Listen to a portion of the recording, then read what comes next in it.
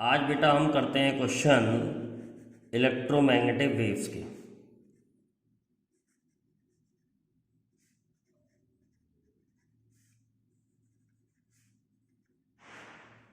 तो सबसे पहले देखते हैं नीट 2023 का question. In a plane EM waves traveling in free space,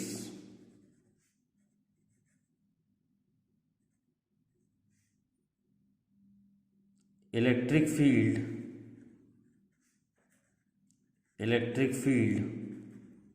oscillate simultaneously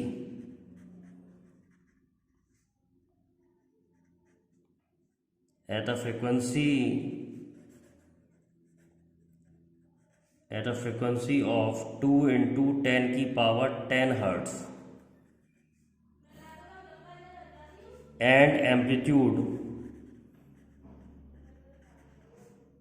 48 volt per meter. Then amplitude of oscillating magnetic field is number 1 1.6 into 10 की power minus 8, 1.6 into 10 की power minus 7, 1.6 into 10 की power minus 6, 1.6 into 10 की power minus 9। अब frequency दे रखी है electric field की 2 into 10 की power 10। तो यही फ्रिक्वेंसी जो है तुम्हारी इलेक्ट्रोमैग्नेटिक वेव की होगी। तो V बराबर है n लैम्डा, तो लैम्डा आ जाएगा 3 इंटू 10 की पावर 8 स्पीड लग दी इलेक्ट्रोमैग्नेटिक वेव की अपॉन 2 इंटू 10 की पावर 10। लेकिन हमें निकालना है amplitude of oscillating magnetic field. तो ये तो और भी आसान है निकालना। E0 अपॉन B0 C होता है। E0 अपॉन B0 क्या होता है? C। E0 दे रखा है इसमें 48, 3 इंटू 10 की पावर 8 अपॉन B0। तो B0 आ गया 48 अपॉन 3 इंटू 10 की पावर माइनस 8। सॉल्व करेंगे तो ये आ जाएगा 16 इंटू 10 की पावर माइनस 8, तो 1.6 इंटू 10 की पावर माइनस 8। ये मैग्नेटिक फील्ड आ गई। एम्पलीट्यूड मतलब मैक्सिमम मैग्नेटिक फील्ड। तो ये मैक्सिमम इलेक्ट्रिक फील्ड, ये मैक्सिमम मैग्नेटिक फील्ड। तो मैक्सिमम मैग्नेटिक फील्ड आ गई 1.6 इंटू 10 की पावर माइनस 7, सॉरी। तो 1.6 इंटू 10 की पावर माइनस 7, तो सेकंड ऑप्शन हो गया इसका। तो इतने सिंपल क्वेश्चन होते हैं इलेक्ट्रोमैग्नेटिक वेव्स के। तो अगर आप इस चैप्टर पे मेहनत करें तो इसके क्वेश्चन आसानी से आप कैलकुलेट कर सकते हैं और इजीली सॉल्व भी हो जाते हैं। एक और क्वेश्चन देखते हैं नीट 23 का। AC source is connected to a capacitor C due to increase in frequency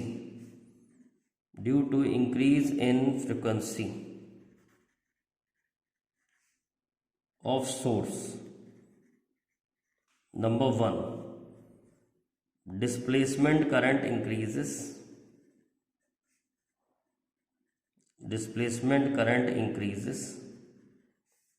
Number 2, displacement current decreases.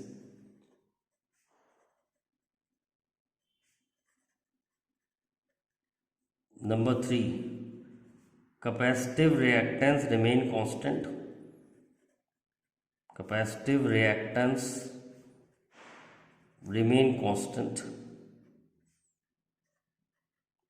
Number 4, capacitive reactance decreases.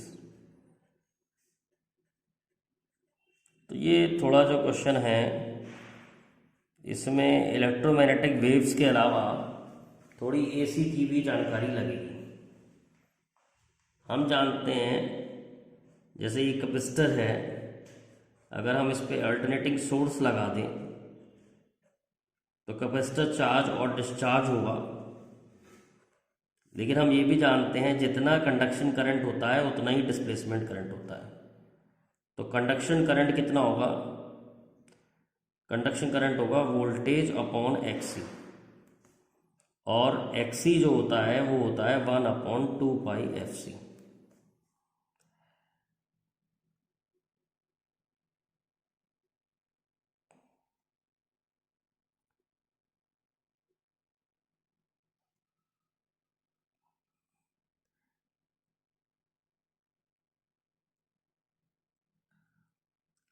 तो कंडक्शन करंट आ जाएगा वोल्टेज अपॉन एक्सी, एक्सी आ जाएगा 1/2πfc। तो हम देख रहे हैं कि फ्रीक्वेंसी बढ़ेगी सोर्स की, तो फ्रीक्वेंसी बढ़ेगी सोर्स की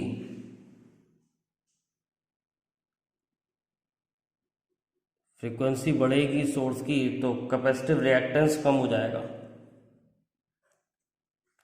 और फ्रीक्वेंसी बढ़ेगी सोर्स की तो कंडक्शन करंट बढ़ जाएगा, तो डिस्प्लेसमेंट करंट भी बढ़ जाएगा। अब हम देख रहे हैं एक क्वेश्चन नीट 2022 का क्वेश्चन देखते हैं। अब हम देखते हैं बेटा नीट 2022 का question, NEET 2022। When light propagates through a material, when light propagates through a material medium of relative permittivity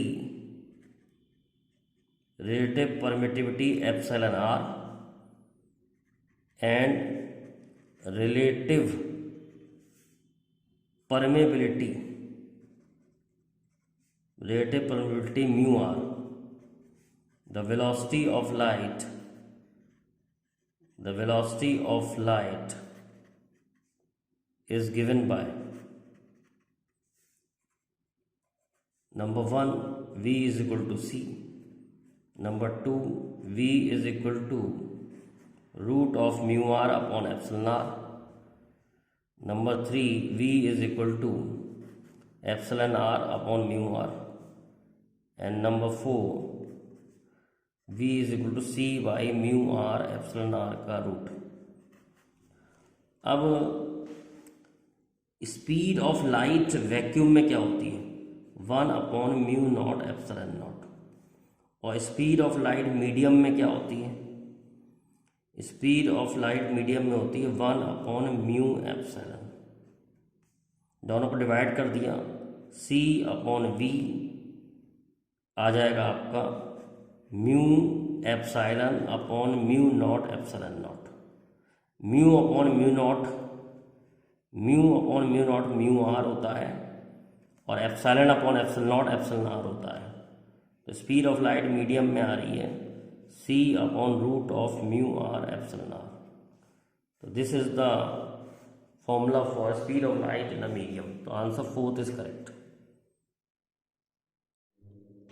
अब देखते हैं बेटा एक नीट 2022 का क्वेश्चन।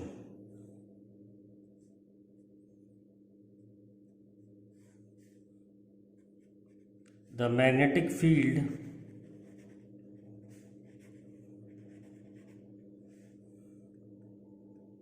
of a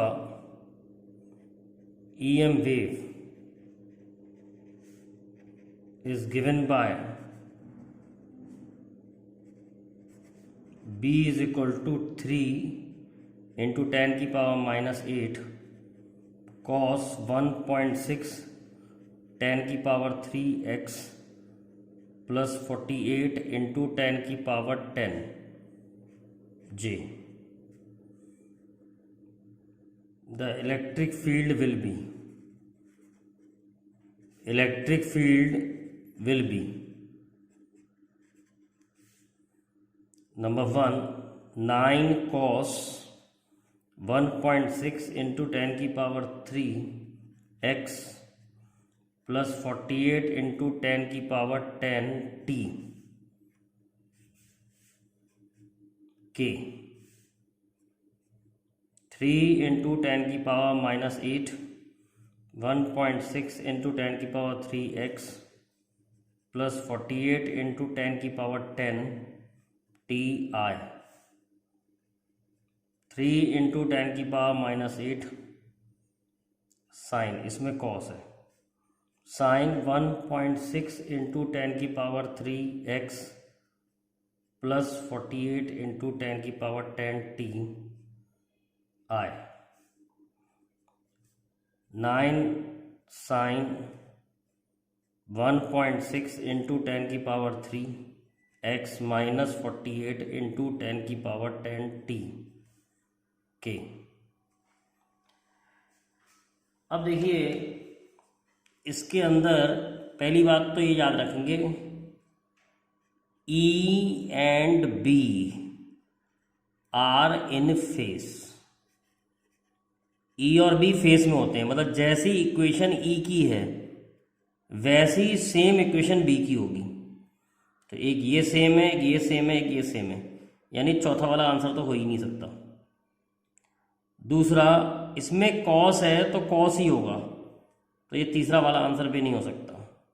अब रह गया पहले और दूसरे में क्या आंसर हो सकता है। तो हम ये भी जानते हैं E naught upon B naught C होता है। तो ई नॉट हमें निकालना है, बी नॉट दे रखा है 3 इंटू 10 की पावर माइनस 8 और सी होता है 3 इंटू 10 की पावर 8। तो ई नॉट हो गया तुम्हारा 9, तो 9 वाला ऑप्शन होगा ये वाला, आंसर पता लग गया है। पर अगर 9 वाले दो ऑप्शन हो कॉस वाले ही और डायरेक्शन बदल देते तो डायरेक्शन कैसे निकालेंगे। हमें ये मालूम है कि E cross B direction of propagation होता है, डायरेक्शन ऑफ प्रोपगेशन होता है EM वेव का। तो इसमें 1.6 10 का 3x प्लस है, बीच में प्लस है और ये x है, तो ये डायरेक्शन ऑफ प्रोपगेशन हो गया माइनस i। और b का जो वेक्टर दे रखा है वो j दे रखा है, b का वेक्टर j दे रखा है। तो किस वेक्टर से मल्टीप्लाई करने पर माइनस i आएगा। तो हम जानते हैं k cross j minus i होता है, तो इलेक्ट्रिक फील्ड k डायरेक्शन में होगी। तो इलेक्ट्रिक फील्ड k डायरेक्शन में भी दे रखी है, ये यहाँ से पता लग सकता है कि इलेक्ट्रिक फील्ड k डायरेक्शन में होनी चाहिए। डायरेक्शन ऑफ प्रोपगेशन पे कई क्वेश्चंस आते हैं। एक और देखते हैं नीट 22 का question, the ratio of magnetic field and intensity and electric field, the ratio of magnetic field and electric field intensity in EM wave will be, number A mu naught upon epsilon naught divided by C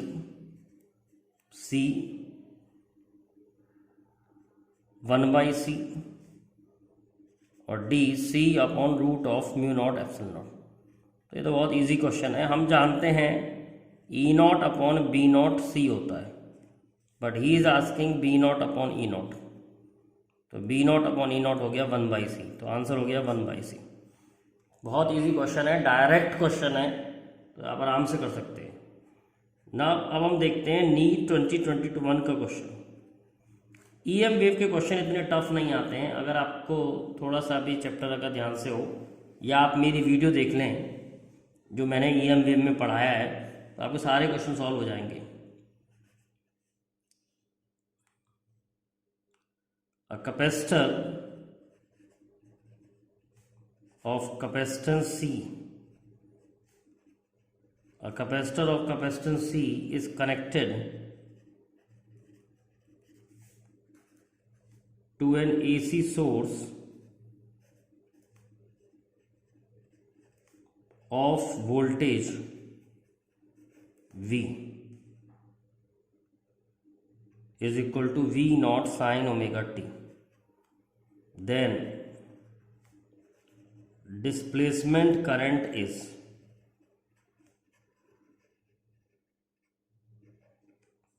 पहला option है V naught omega C cos omega T, दूसरा option है V naught upon omega C cos omega T, तीसरा option है V naught upon omega C sine omega T, चौथा option है V naught omega C sine omega T. तो हमें मालूम है कि डिस्प्लेसमेंट करंट और कंडक्शन करंट बराबर होते हैं, तो कंडक्शन करंट होगा C D V by D T. I होता है कैपेसिटर के केस में C D V by D T. कहाँ से आया? हमने कैपेसिटर पढ़ा था क्यू बराबर सी वी, तो आई हमें मालूम है C D Q by D T होता है कंडक्शन करंट, तो C D V by D T. और कंडक्शन करंट और डिस्प्लेसमेंट करंट सेम होंगे, तो डिस्प्लेसमेंट करंट होगा C D by D T of V not sine omega T. तो ये आ जाएगा सी वी नॉट की जगह वी नॉट, साइन का आ जाएगा cos omega T into omega. तो ये आपका किस ऑप्शन से मिल रहा है? फर्स्ट ऑप्शन आ रहा है V not omega C cos omega T. इतना सिंपल क्वेश्चन है।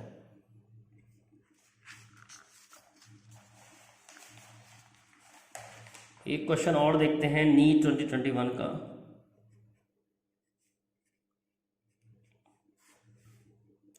For a plane electromagnetic wave, for a plane electromagnetic wave propagating in x direction,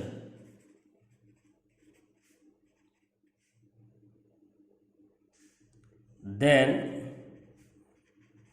what can be possible direction of E and B?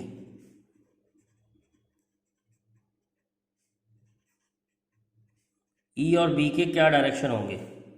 पहला option है जे plus के, जे plus के, जे plus के, दूसरा option है minus जे plus के, minus जे minus के, तीसरा ऑप्शन है जे प्लस के माइनस जे माइनस के, चौथा ऑप्शन है माइनस जे प्लस के माइनस जे प्लस के। तो आपको बताना है ई और बी का डायरेक्शन कौन सा सही है। तो हम जानते हैं ई का बी के संग क्रॉस करने पर डायरेक्शन ऑफ प्रोपगेशन आना चाहिए। बहुत आते हैं इस पे क्वेश्चन, बहुत इंपॉर्टेंट टॉपिक है। ई का बी के संग क्रॉस करने पर डायरेक्शन ऑफ प्रोपगेशन आना चाहिए, तो आईआईटी में भी आते हैं इसके क्वेश्चन। तो ई और बी को क्रॉस करके डायरेक्शन ऑफ प्रोपोर्शन क्या है? एक्स, तो आई आना चाहिए। तो इन दोनों वेक्टर को मल्टीप्लाई करते हैं, जे प्लस के क्रॉस जे प्लस के क्रॉस प्रोडक्ट, तो जे क्रॉस जे उस वेक्टर का उसी वेक्टर के संग क्रॉस प्रोडक्ट करते हैं, जीरो आता है। फिर आ रहा है के क्रॉस जे, फिर आ रहा है जे क्रॉस के, और फिर आ रहा है के क्रॉस के जीरो, और के क्रॉस जे और जे क्रॉस के जब हम आपस में ऐड करेंगे तो ये नेगेटिव होते हैं एक दूसरे के, तो ये भी कैंसिल हो जाएगा, तो जीरो आ रहा। तो फर्स्ट ऑप्शन तो है नहीं। सेकंड ऑप्शन देखते हैं, माइनस जे प्लस के क्रॉस माइनस जे माइनस के, माइनस जे क्रॉस माइनस जे जीरो, माइनस जे माइनस के, तो ये आ जाएगा जे क्रॉस के क्रॉस माइनस जे, के क्रॉस माइनस जे माइनस के क्रॉस जे, और k क्रॉस माइनस के अगेन 0, उसी वेक्टर के संग क्रॉस करते हैं। जैसे k को k के संग क्रॉस करेंगे तो 0 आएगा। अब हम जानते हैं कि j cross k is equal to minus k cross j, तो minus k cross j can be written as j cross k plus j cross k, and j cross k is i plus i, तो 2i, यानी direction of propagation आ रहा है i, तो option हो गया second. तो इस तरीके से हम डायरेक्शन ऑफ प्रोपगेशन के क्वेश्चन सॉल्व कर सकते हैं इन इलेक्ट्रोमैग्नेटिक वेव।